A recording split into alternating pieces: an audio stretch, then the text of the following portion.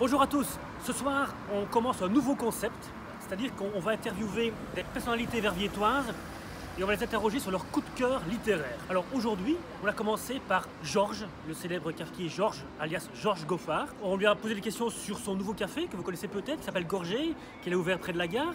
On l'a interrogé aussi sur ses coups de cœur littéraires, vous allez voir, c'est un grand amateur de BD, Georges, et surtout un très gros connaisseur. On vous parlera de ce qu'on a prévu le samedi 22 février, ce samedi-ci, pour fêter nos 5 ans à la traversée, des dédicaces et notamment un concours dans lequel vous pourrez remporter un livre d'une très grande valeur. Donc écoutez bien la vidéo jusqu'au bout. Voilà, dites-nous surtout si vous avez aimé et dites-nous aussi si vous avez envie de voir certaines personnalités verviétoises en particulier et être interrogés sur leur coup de cœur ou sur ces coups de cœur littéraires. N'hésitez pas à nous le dire, à donner votre avis. À bientôt. Je vais pas réviser avant de venir. Ce livre-là, c'est extraordinaire, chez Actes Sud, je pense. On m'a dit qu'il revenait de temps en temps vers lui, mais sans le dire.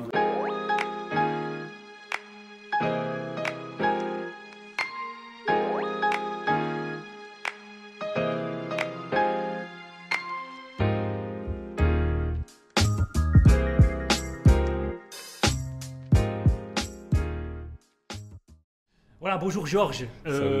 Bonjour à tous, merci pour ton accueil ici. Nous sommes dans le café qui s'appelle Gorgé et que tu as lancé fin novembre. Oui, on a ouvert le 4 décembre. Le 4 décembre, début décembre, donc ça fait 2 mois et demi maintenant. Si je me rappelle bien, ici il y avait un café historique à Verviers qui s'appelait les Pays-Bas, qui était un hôtel aussi, je crois. En fait, j'ai ouvert le 4 décembre 2019 et ça date de 1904 ou de 1905, l'ouverture. Et c'était de suite un hôtel et ça a été conçu pour que ce soit un Horeca. Dès la construction du bâtiment, ça a été fait, c'était d'abord l'hôtel des Pays-Bas, je pense, et puis c'est devenu, en 1900, je n'ai pas de date, l'hôtel était fermé et c'est devenu le café des Pays-Bas. Jusqu'en 2014-2015, il est resté donc fermé 4-5 ans. Et moi, j'avais toujours eu envie d'ouvrir un nouveau commerce. Et en fait, c'est vrai que plusieurs personnes disaient que je voulais aller vers Eusy. C'est pas faux. Ouais. Mais quand j'ai vu la proximité de la gare et le quartier ici, qui est quand même magnifique, l'architecture globalement est belle. N'est pas finie, mais elle est belle. Mais voilà quoi. Donc je me dis, c'est bon. Libre de brasserie, c'est très important pour moi parce que je peux choisir ainsi toutes les brasseries partenaires. Ce que je n'ai pas dans l'autre établissement. Et alors en plus, comme on est parti plus ou moins de zéro, on a su installer une chambre froide pour la réfrigération des fûts. Donc tout ça, c'est un plus. Même si en bas, ça reste toujours de top qualité, mais ici, on est en plus sur un choix de bière en plus conséquent et plus libre de brasserie. Donc je ne suis pas obligé vis-à-vis de certaines grandes marques, etc. Donc c'est mieux. On peut dire que tu es tombé un peu amoureux de l'établissement ici, de l'architecture. Je venais ici jouer aux cartes quand j'avais 25 ans, je me planquais ici. Le 25 ans j'ai été, c'était bien. Mais oui, c'est toujours adoré ce bistrot. Et les anciens patrons sont tous passés un après l'autre depuis l'ouverture. Et des anciens clients, ils reconnaissent malgré tout, malgré qu'on a changé beaucoup. On a gardé l'âme du bâtiment. Et le vieux comptoir, par exemple, est resté, mais on a évidemment aménagé autour. Et là, tous les clients, les anciens clients, les anciens patrons m'ont félicité et sont contents de voir que ça renaît un peu l'esprit malgré tout café de quartier, tu vois, pas un brasserie du centre-ville. C'est un peu ce que les gens recherchent depuis longtemps. Et quel est le concept? Est-ce qu'il est différent de Georges en centre-ville? Combien de bières proposes-tu? Ici, donc voilà, le concept est d'abord sur les bières au fût. J'ai 20 bières au fût différentes. Chaque brasserie présente plusieurs bières sur l'année. Donc en fait, il y aura 19 brasseries exactement différentes, mais ça peut faire 90 bières, ou 100, ou 150. Une brasserie peut présenter 6-7 bières sur la même année, tu vois. Maintenant, il y a une brasserie comme la Chimée Rouge, ça risque de rester Chimée toute l'année. Pédieu, pareil, et peut-être bien Lupulus. Les autres, Cursus, on a déjà changé 2 fois. Les gens 2 fois, Val-Dieu, on arrête la Noël, maintenant on va passer à la Val-Dieu 800.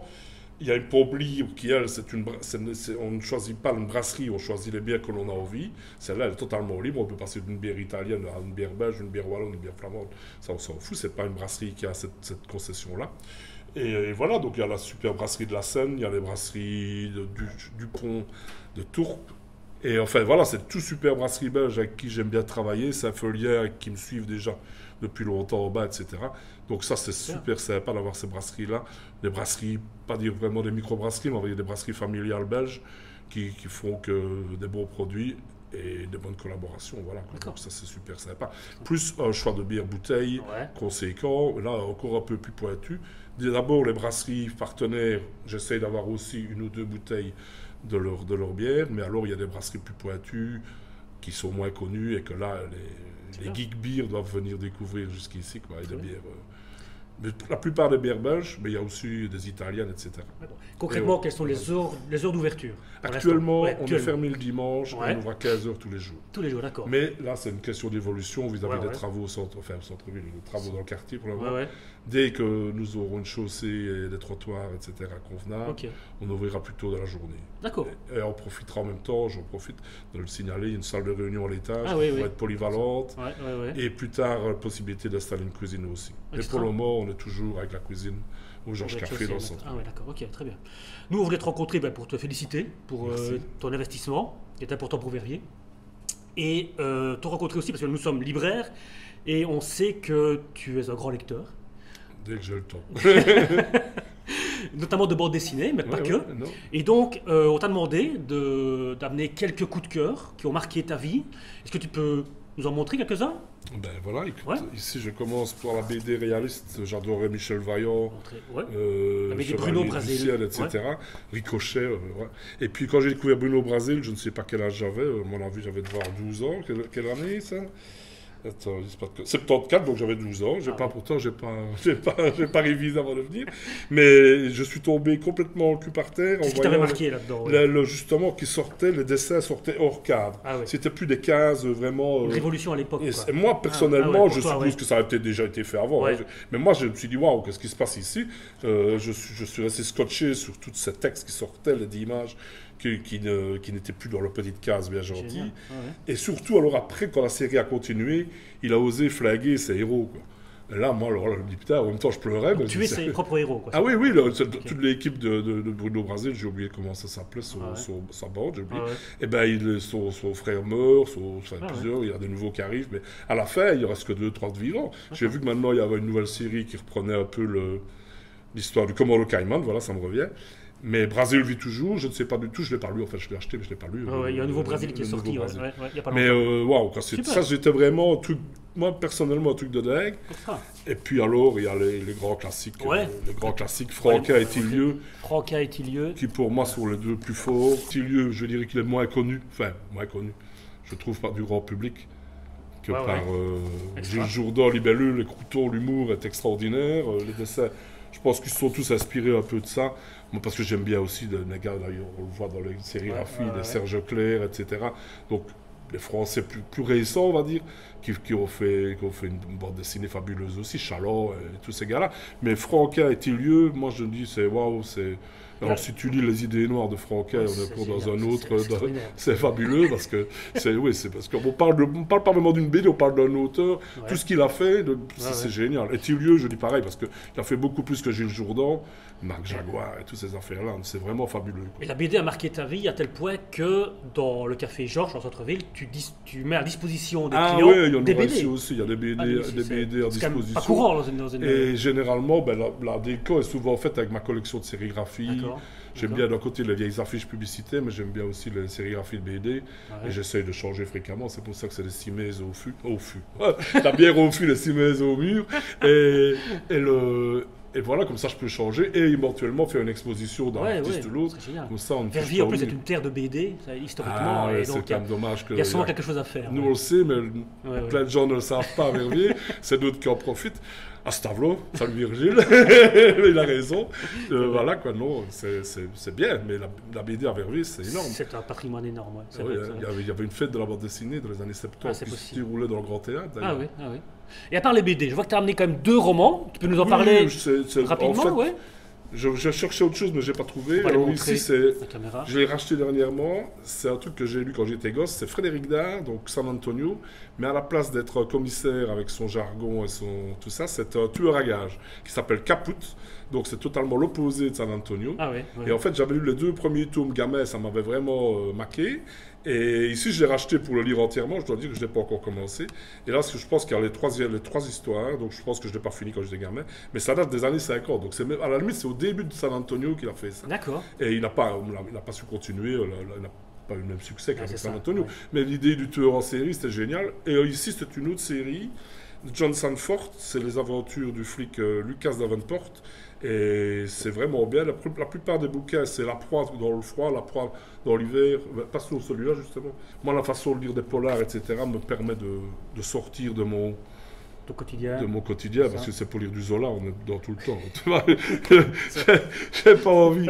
En fait, à l'école, on nous donne des bouquins à lire. Moi, quand j'étais gamin, tu lisais du Bob Moran, tu lisais du Doc Savage, Nick Jordan, et puis on te faisait lire Paul de Carotte à l'école. Je sais pas, moi. Donc, je détestais lire à l'école. C'est un peu pour ça que je me suis mis plus vers la BD. Et par après, j'ai commencé à lire des poches de séries noires, etc. D'accord. Mais je trouve que je ne suis pas prof actuellement, mais parfois, toute leur carrière, ils ont le même programme, et il faut lire du Zola. À l'époque, du Zola à tous les élèves. Il y a peut-être mieux à lire en 2000 ou même en 1980, quand j'étais censé aller à l'école. Dans la traversée ici à la librairie, on constate quand même que beaucoup de profs renouvellent leur lecture. Mais on me l'a dit dernièrement. Mais c'est peut-être d'une nouvelle génération de profs. Moi, ceux que j'ai connus, ils étaient quand même fort pris dans leur truc. Le programme était fait. Mais je n'aimais pas trop l'école. C'est peut-être ça aussi. Ben voilà, Georges, on te remercie du fond du cœur de nous avoir reçus. Avec plaisir. C'est un bel établissement que nous a concocté. On vous invite tous à venir visiter Gorgé, qui se trouve donc tout au-dessus de rue de la Concorde, au coin avec la rue du Manège. Et on va terminer en vous annonçant que ce samedi, le 22 février, à la traversée, on fête nos 5 ans. Donc on vous invite très très chaleureusement. De 17 à 20 h, on organise 2 dédicaces. Première dédicace avec Jérôme Eckhout, qui a écrit « Je suis un ours », un roman magnifique destiné aux enfants, je dirais, de 9 à 13 ans. Très très chouette, avec des personnages très attachants. Et nous recevons Edmé de Havé, qui est un peu la marraine de la librairie, parce que Edmé est la première personne à être venue dédicacer un livre en 2015, juste après la création de la librairie, qui sort un nouveau roman qui contient en fait 2 romans, Toffee et La préférée d'un. Et ces 2 romans parlent d'amour, saga familiale, personne en quête d'amour et remplie d'émotions. Vraiment un très chouette bouquin. Il y aura aussi un concours toute la journée. Vous serez invité si vous faites un achat chez nous samedi, vous serez invité à remplir un petit document avec vos coordonnées. On tirera au sort le vainqueur d'un ouvrage de très grande valeur qu'on vous décrira samedi si vous venez nous dire un petit bonjour. Donc voilà, tout ça autour d'un verre de l'amitié de 17 à 20 h. Voilà, encore un tout grand merci Georges, c'est vraiment un plaisir et à bientôt. À bientôt, merci.